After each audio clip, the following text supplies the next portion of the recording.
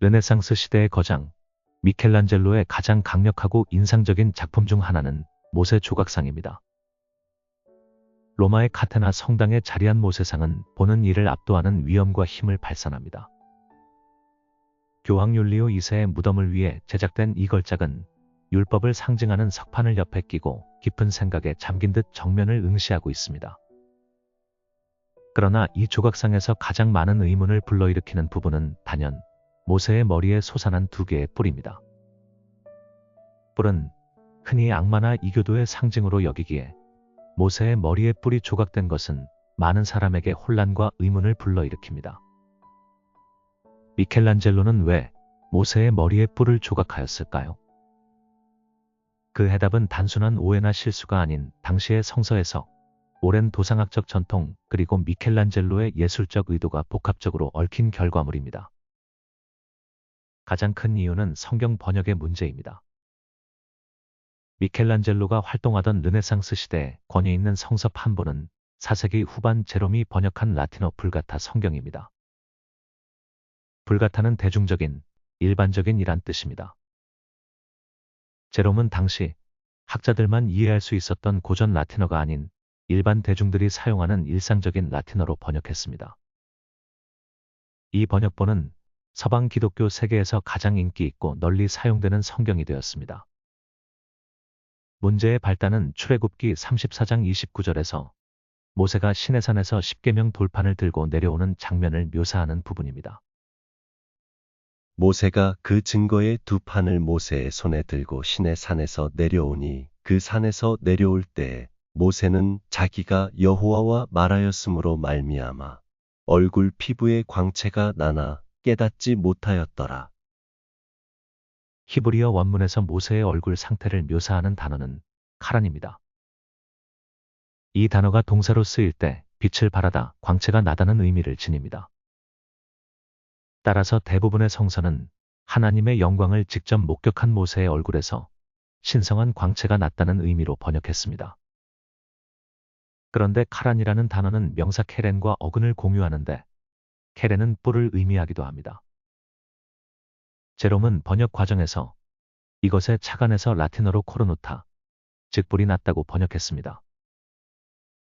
정확히 불가타 성경은 이렇게 번역했습니다. 그는 하느님과의 대화로 인해 자신의 얼굴이 뿔이 났다는 것을 알지 못했다. 제롬은 왜 광채가 아닌 뿔로 번역했을까요? 당시 고대 문화에서 뿔은 힘, 권위, 신성한 능력의 상징으로 널리 사용되었습니다. 그러나 그건 어디까지나 이교적인 상징이지 기독교적 상징은 아니었습니다. 문제는 이교적인 것을 적극 수용하던 카톨릭적 배경을 가진 제롬은 별다른 고민 없이 뿔을 선택한 것이 아닐까 생각됩니다. 그는 하나님으로부터 받은 강력한 힘과 신성한 권위를 표현하기 위해 뿔이라는 시각적 이미지를 사용하므로 초신자들, 불신자들, 이교도들도 쉽게 그 의미를 이해할 수 있을 것이라 생각했는지도 모릅니다. 그가 아무리 선한 의도로 번역했다 할지라도 잘못된 번역은 그 후 강력한 영향을 끼치게 됩니다. 중세 시대를 거치면서 불가타 성경은 서방 기독교 세계의 표준 텍스트로 자리하였습니다.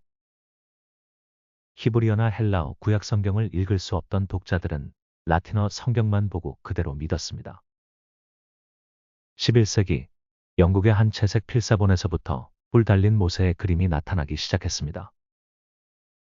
이후 조각, 스테인드 글라스, 회화 등 다양한 매체에서 이러한 묘사가 꾸준히 이어졌습니다. 당시 예술가들은 성서의 내용을 시각화할 때 불가타 성경을 따르는 것이 당연하였기에 의심 없이 그렇게 작업하였고 모세의 뿔이 전통처럼 자리했습니다. 미켈란젤로가 조각한 모세상도 수백 년간 이어져 온 기독교 도상학의 전통을 충실히 따른 것입니다. 더 나아가 탁월한 예술가인 미켈란젤로는 단순한 전통의 답습을 넘어 자신의 예술적 의도를 담아냈습니다. 르네상스 예술가들은 고대의 이상과 인문주의 사상에 깊은 영향을 받았습니다. 미켈란젤로는 인간의 육체를 통해 정신적, 신적 가치를 표현하였습니다. 그에게 모세는 예언자를 넘어 신의 계시를 받은 초인적인 존재이자 강력한 지도자였습니다. 조각상에 나타난 엄청난 근육질의 육체, 내면의 분노와 고뇌를 담은 듯한 표정은 인간의 한계를 초월하는 신적인 힘, 즉 테리빌리타를 구현하였습니다. 이러한 맥락에서 뿔은 모세의 초인적인 힘과 신적인 권위를 시각적으로 극대화하는 역할을 합니다. 그것은 더 이상 악마의 상징이 아니라 하느님과 직접 대면하고 그분의 영광을 몸에 지니게 된 사람만이 가질 수 있는 신성함의 표식으로 받아들였습니다. 광채라는 추상적이고 표현하기 어려운 개념 대신 뿔이라는 구체적이고 강력한 형태는 가톨릭의 미술 개념을 그대로 반영하였습니다. 성경은 하나님의 모습을 구체적인 형태로 그리거나 조각하지 말라고 하였습니다. 하나님은 인간의 표현으로 다 담아낼 수 없는 크고 광대하신 분이기 때문입니다. 그런데 하나님을 어떤 일정한 형태의 틀 안에서 표현하고 싶어하는 인간적인 욕망이 이교도의 우상 개념을 차용하여 표현하였습니다.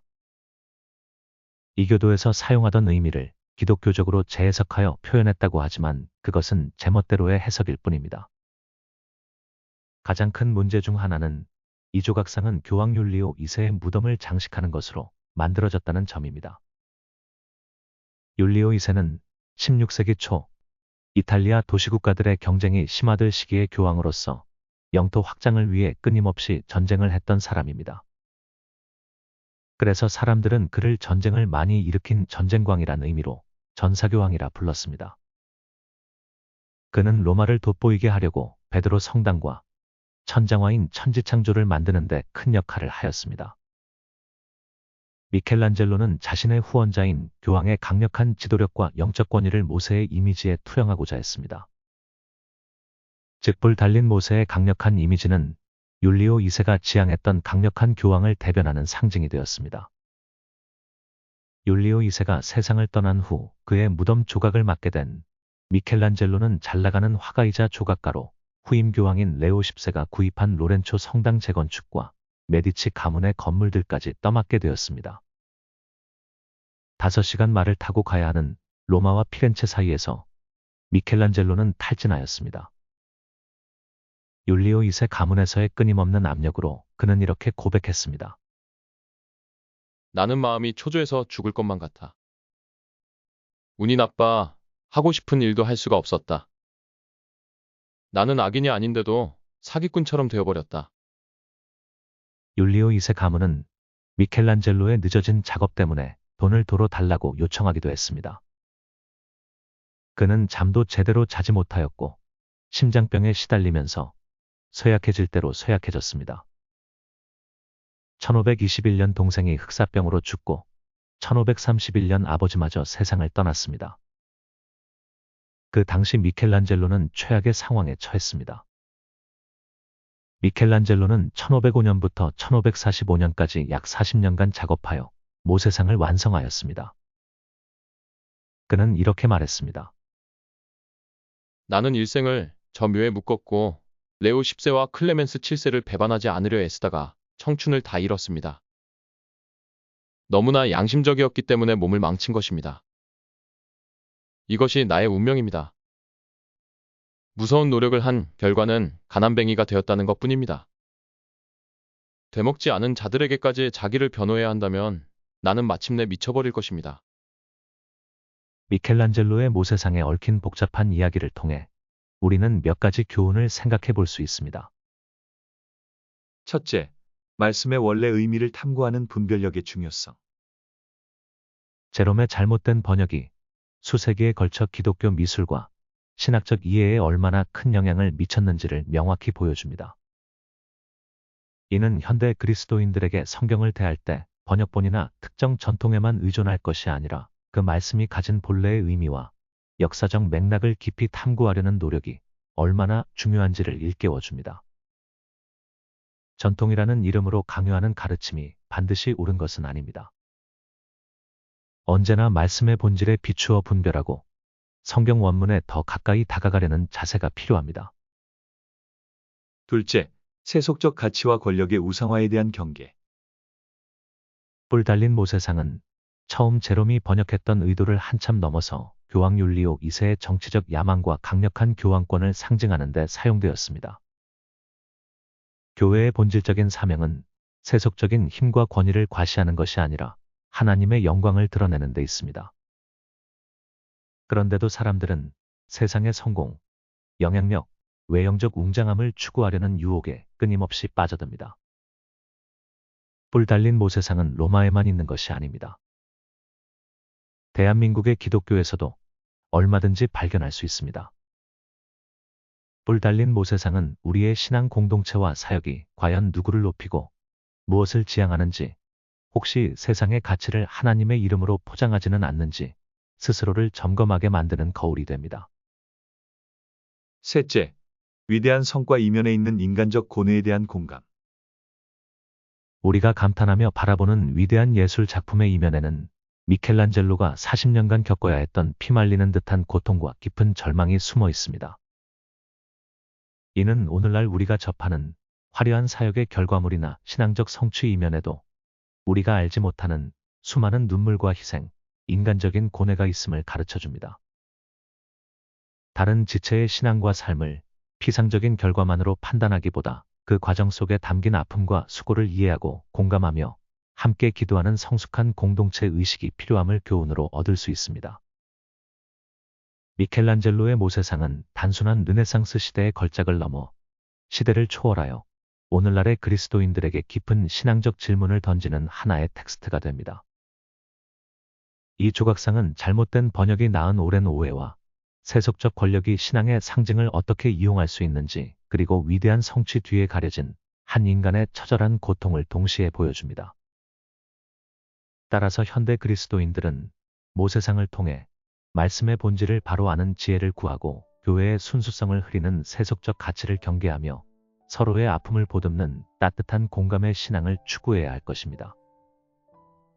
결국 아름답지만 아픈 사연을 담은 이 예술품은 우리에게 화려한 외형이 아닌 진실하고 순결하며 사랑이 가득한 믿음의 본질을 붙들라고 조용히 그러나 힘있게 외치고 있습니다. 복음 전파를 위하여 힘쓰는 로고스 커뮤니티를 구독해 주시고 후원해 주시면 감사하겠습니다. 감사합니다.